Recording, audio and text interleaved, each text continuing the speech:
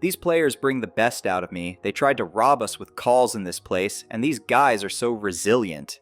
They tried to rob us, were Kirby Smart's words. Pretty loaded statement if you ask me, but after putting Texas away the way he and his Bulldogs did, even with the Carson Beck selling and beer can throwing, he can say whatever the hell he wants. Before we get into it, hit that subscribe button over there before Bevo charges out of control again. In the most highly anticipated game in DKR history, the number 1 Texas Longhorns got a taste of defeat for the first time this year, falling on their faces to the number 5 Georgia Bulldogs, 30-15 in Austin. The Dogs have been stressing their fans out all season, doing the same dumb stuff over and over. Blown coverages, not finding the ball on jump passes, tackling like they're trying to hug a ghost, and I haven't even started talking about their run game. It's been like watching a peewee team out there, but they finally remembered who they were at Austin. They went from having slow starts to dropping 23 points unanswered in the first half. They never trailed. On the road, might I add, against the number 1 team in the country. Horns down in their own backyard? You bet. Was it pretty for Georgia? Good God, no.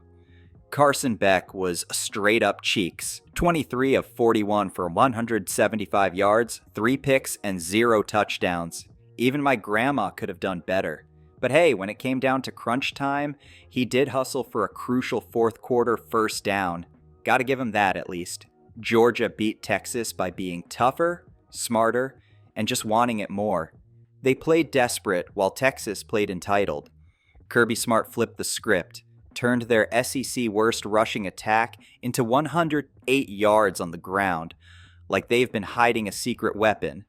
Trevor Etienne put the team on his back, scoring all 3 touchdowns and racking up 87 hard-earned yards on 19 carries.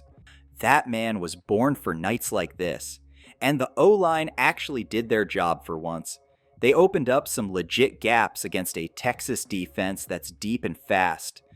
But Saturday was all about that Georgia defense. They were straight up bullies.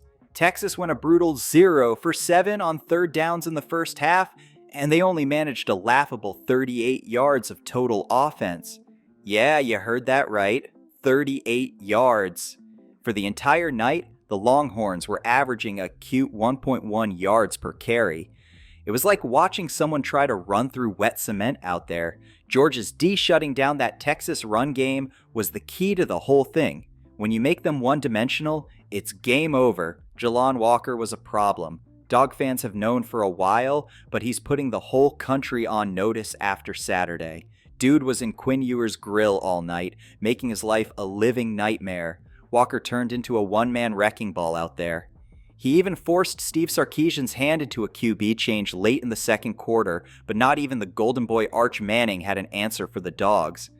Quinn Ewers was clearly rattled out there. Dude wasn't seeing the field at all, but it wasn't all on him.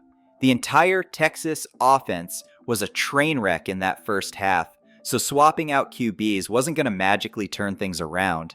I'll tell you what though, Manning's wheels added a spark. But once Georgia's defense adjusted, he was in the same boat as Ewers. It was pure panic mode. Arch put the ball on the turf and hands the Dogs 3 points just before halftime while trying to run that 2-minute drill. Cooper must have been shaking his big-ass hat in disbelief. Georgia had the juice flowing coming into halftime. They went into the third quarter looking like they were ready to steamroll Texas. But just when you thought they were out, Carson Beck throws his third pick of the night. He turned the whole thing into a circus in one of the wildest second halves I've ever seen. Arian Smith ran his route only to get body checked by Jody Barron, who then picks off the ball. Refs flag it for PI, Texas fans lose their minds. And what do? They start chucking trash onto the field. In any other game, that's a penalty, right? Not tonight.